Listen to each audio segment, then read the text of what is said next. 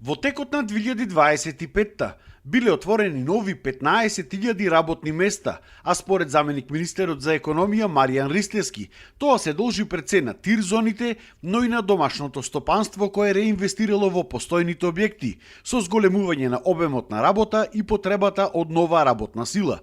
Тука секако свој удел имали и владините мерки за вработување, особено на младите до 29 години. Да напоменам дека историски се овие бројки. Прв пат имаме под 90.000 регистрирани невработени лица во Македонија, а бројката на вработени прв пат изнесува над 710.000 од работоспособното население.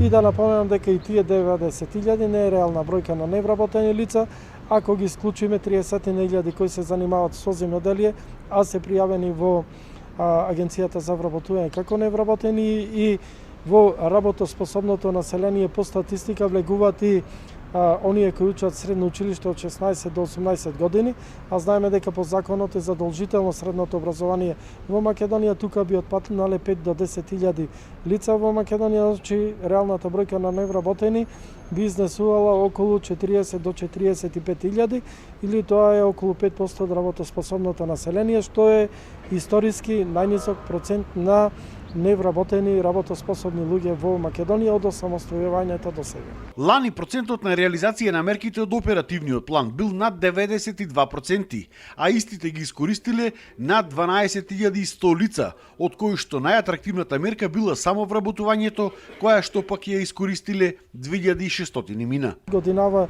имаме многу подобри мерки кои ги припремаме и овој активно нов оперативен план за тековната 2026 година ќе биде активен од овој месец мај.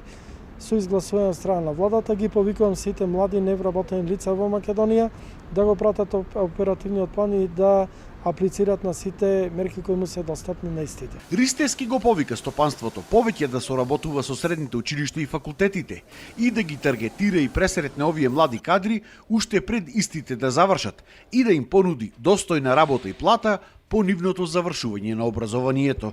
Застител Дарко Штарговски.